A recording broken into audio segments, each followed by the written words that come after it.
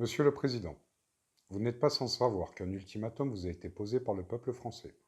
Ce dernier expirant le vendredi 15 mars à 23h59, je m'adresse à vous afin de vous rappeler les conditions de cet ultimatum et les conséquences que pourrait avoir un refus sur la vie politique de notre pays. Il est aujourd'hui très clair que vous n'êtes pas en capacité de comprendre ce qu'il se passe dans notre pays. Depuis le 17 novembre, date du début de ce soulèvement populaire exprimé à travers la colère des Gilets jaunes. Je m'adresse à vous en qualité de marcheur du RIC. Ayant parcouru notre beau pays à pied, j'ai eu l'incroyable chance de pouvoir rencontrer des centaines de Français et l'immense privilège de bénéficier de leur hospitalité et fraternité. Pendant que vous étiez en tournée avec votre cirque, j'ai eu l'honneur de parcourir le pays avec ces personnes extraordinaires en nous abreuvant des idées de chacun, en apprenant de l'expérience des QG, de la richesse culturelle des ronds-points, des expériences et revendications d'innombrables gilets jaunes, mais aussi en étant reçu avec une grande dignité par certains de nos élus, en discutant avec nos forces de l'ordre, en partageant avec les Français. Durant un mois, Monsieur le Président, nous avons eu le grand débat dont vous rêviez. C'est en cette humble qualité que je viens vous informer des conclusions de celui-ci qui, vous l'avez compris, a pris la forme d'un ultimatum. Monsieur le Président, vous nous voyez comme des feignants, nous avons parcouru 950 km à pied. Alors que vous nous considérez comme illettrés, nous écrivons nos référendums. Vous parlez de Gaulois réfractaires, nous avons mobilisé l'ensemble des peuples d'Europe. Sachez, Monsieur le Président, que si vous ne souhaitez pas entendre et respecter l'ultimatum, nous, peuple de France, le ferons respecter. Nous démontrerons ainsi quelles sont les valeurs de notre pays, celles que vous avez bafouées sans cesse par votre arrogance insupportable. Monsieur le Président, vous avez ouvert le feu sur une foule pacifique qui n'avait de souhait que le maintien de son humble dignité et le droit de contrôle sur ses institutions devenues vérolées par l'avarice de ses représentants. Malgré les blessés, les mutilés et les morts, dont vous et votre gouvernement êtes responsables, crimes pour lesquels vous devrez répondre dans un futur très proche, le peuple français, dans un élan insurrectionnel exemplaire, continue depuis plus de 17 semaines à résister pacifiquement, faisant preuve d'une patience inébranlable face aux actes abjects commis à son encontre. Ces mêmes actes qui ont jeté la honte sur notre nation devant le reste du monde lors du Conseil des droits de l'homme des Nations Unies, c'est dire à quel point vous avez, Monsieur le Président, rabaissé l'honneur de la France. Monsieur le Président, vous avez agenouillé la France devant l'Europe, notre économie devant la finance, vous avez asservi la justice, instrumentalisé la police, vous avez bâillonné l'armée, vous avez agi contre les principes de la Constitution dont vous étiez le garant, vous avez levé les armes de la République contre le peuple de France. Monsieur Macron, vous vous êtes rendu passible de haute trahison et votre incompétence n'excusera pas vos actes. Monsieur le Président, c'est fort de cela que le peuple français vous tend une dernière main sous la forme de cet ultimatum. Nous vous offrons la dernière possibilité de sortir de ce conflit, ainsi que de poursuivre votre mandat jusqu'à son échéance en acceptant et mettant en application immédiatement les mesures suivantes. RIC illimité en toute matière, avec la création d'une plateforme citoyenne permettant le contrôle des médias non indépendants, ces derniers étant devenus majoritairement des outils de propagande, ils sont dans leurs formes actuelles incompatibles avec le système démocratique du RIC. Vous appliquerez les mesures nécessaires afin de préserver et d'encourager la presse d'information indépendante sous toutes ses formes. Augmentation des salaires, des retraites et de l'assurance chômage de moins de 5 000 € bruts, ainsi que des prestations sociales de 25%. Réduction du montant total des charges pour les TPE, PME de 25%. Ces deux mesures devront être financées par le retour de l'ISF, la suppression du CICE et, si besoin, par les entreprises du CAC 40. La suppression de la TVA sur les produits de première nécessité. Vous financerez ceci par l'augmentation de la taxe sur les produits de luxe. Vous prononcerez l'égalité salariale homme-femme avec effet rétroactif au 17 novembre 2018. Vous prononcerez également l'amnistie sans condition de tous les citoyens interpellés, condamnés et verbalisés depuis le 17 novembre dans le cadre du mouvement des Gilets jaunes, ceci avec effet immédiat. Vous en conviendrez, c'est un petit effort qu'il vous est demandé. Cependant, Monsieur le Président, n'ayez aucun doute quant au fait que ceci représente votre dernière chance pour une sortie du conflit sans passer par votre destitution.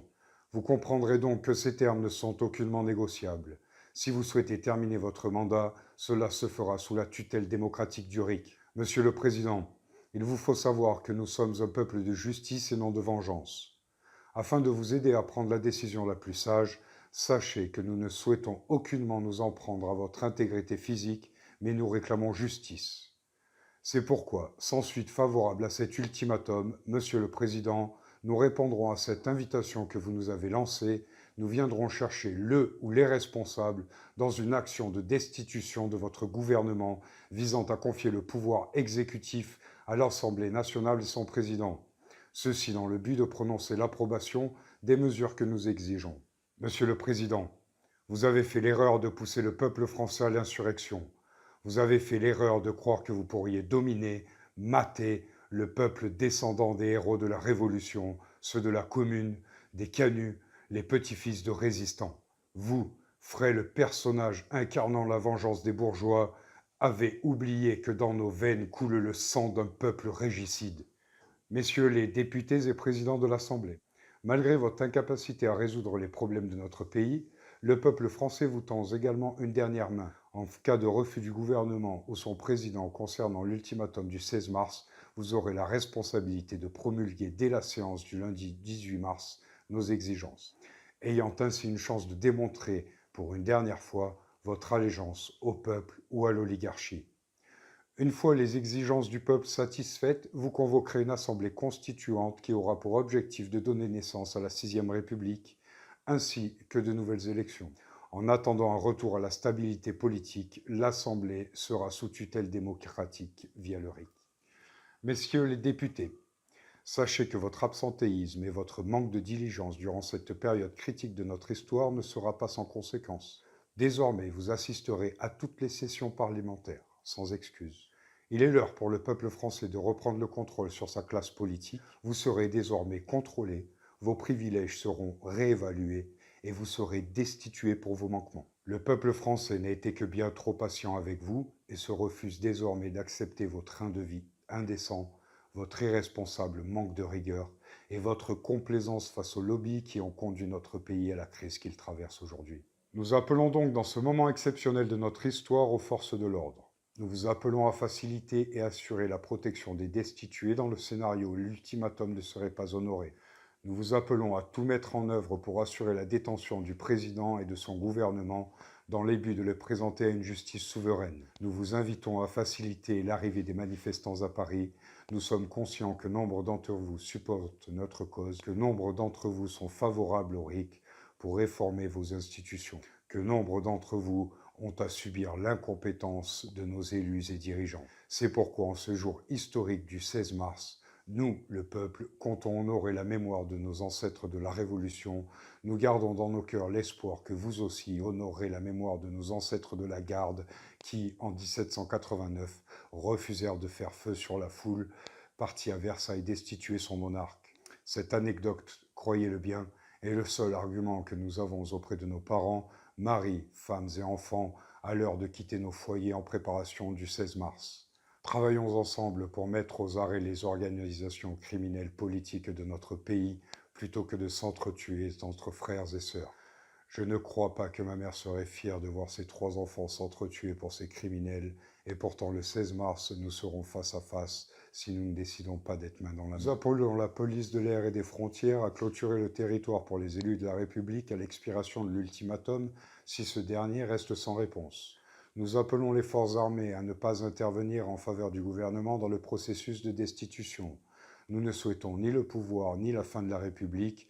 Notre seul souhait est de remettre M. Macron et son gouvernement dans les mains d'une justice souveraine. Notre nation ne sera pas en péril le 16 mars, bien au contraire. Forces de l'ordre et militaires de tout rang, sachez qu'aucune institution ne sera écartée durant la mise en place du RIC. Nous appelons également les forces de l'ordre à faire preuve du plus grand discernement. Plusieurs actes sont organisés dans Paris en ce jour du 16 mars et le week-end du 16 et 17 mars. Nous nous préserverons de gâcher les festivités organisées et comptons sur votre rigueur pour y appliquer la juste réciprocité. Je pense notamment à la marche pour le climat ou à l'arrivée des marcheurs du RIC qui, après 950 km parcourus, termineront leur marche à Paris le 16. J'invite par ailleurs la ville de Paris à leur préparer un accueil historique à la hauteur de ce qu'ont accompli ces héros. Nous souhaitons que ce jour soit un jour d'unité et de cohésion nationale. Nous ne souhaitons aucunement engager le contact avec les forces de l'ordre. Notre objectif est tout autre. Nous appelons à ceux qui iraient à Paris dans le but de se défouler contre les forces de l'ordre, de canaliser leur colère en gardant leur combativité. Le week-end sera long et nos institutions bien défendues. C'est pourquoi nous appelons à ne pas créer de tensions ou d'altercations non nécessaires avec les forces de l'ordre. Il est de notre devoir de laisser une chance à la cohésion nationale. Cependant, aucun obstacle ne peut et ne doit se mettre en travers du peuple français et de sa destinée. Françaises, Français, une fois de plus, il est l'heure pour nous de nous lever et d'assumer la glorieuse responsabilité historique laissée en héritage par nos ancêtres. Il est de notre devoir d'être à la hauteur des espoirs qui sont placés en nous. Au-delà de nos frontières, nous incarnons l'espoir d'une nouvelle chance. Nous incarnons une fois de plus, nous, le peuple français, l'opportunité d'un nouveau monde. 200 ans après la Révolution, nous avons une fois de plus ouvert une brèche dans l'histoire de notre civilisation. Nous avons créé le contexte nécessaire pour donner une nouvelle leçon de dignité aux classes dirigeantes mondiales. Une fois de plus, nous nous devons de combattre le despotisme et présenter devant la justice les usurpateurs de notre souveraineté. Nous n'aurons peut-être pas une seconde chance d'en finir avec ceux qui, par sentiment de supériorité, vivent au-dessus des lois et au-dessus de nos moyens. C'est pourquoi nous appelons chaque portion du peuple à se lever d'un seul homme, afin de destituer les usurpateurs, de reprendre le contrôle sur nos institutions et notre destinée. Nous appelons chaque guerrier à se libérer du piège de sa zone de confort. Nous appelons chaque révolutionnaire à se manifester une bonne fois pour toutes, chaque citoyenne, chaque citoyen qui un jour s'est retrouvé perdu à rêvasser de la manière dont il pourrait changer le monde, à participer à ce combat en apportant sa cause, à faire de son message un étendard et de le porter fièrement et dignement durant celle qui devra être la dernière bataille que le peuple de France ait à mener contre ses gouvernants. Dans ce combat, la seule peur qui nous soit permise doit être celle du manque d'ambition, car une fois le RIC obtenu, nous aurons l'outil nécessaire pour bâtir les bases d'une société libre, égalitaire et juste, l'outil qui permettra à chaque corps de métier, chaque volet de notre société de se réformer par la base, l'outil qui permettra à la souveraineté une gestion transparente et adéquate de nos ressources. Jamais notre civilisation n'aura été aussi proche du pouvoir par le peuple, pour le peuple. Mes frères, mes sœurs, le temps de mettre nos différences de côté est arrivé. C'est dans notre légendaire fraternité que réside la clé de cette victoire. C'est pourquoi si le gouvernement ne répond pas de manière favorable à l'ultimatum et que les exigences ne sont pas satisfaites par l'Assemblée, nous n'aurons que d'autre choix que d'invoquer notre droit à l'insurrection. Si nos efforts restent sans réponse au lundi 18, soyez assurés, mesdames et messieurs les ministres, députés, sénateurs, préfets, sous-préfets et secrétaires d'État, que nous entreprendrons le même processus destituant pour chacun d'entre vous. S'il le faut, nous viendrons chercher les responsables. Et pour ceux qui, comme le président de la République, se définissent par cette lâcheté propre à la classe politique, souhaiteraient échapper à leurs responsabilités, c'est par la cendre de vos demeures que nous vous destituerons. Si vous ne comprenez que la fourche et le flambeau, nous saurons adopter notre dialogue, soyez-en convaincus. Français, Françaises, rendez-vous à Paris pour ce moment historique du 16 et 17 mars.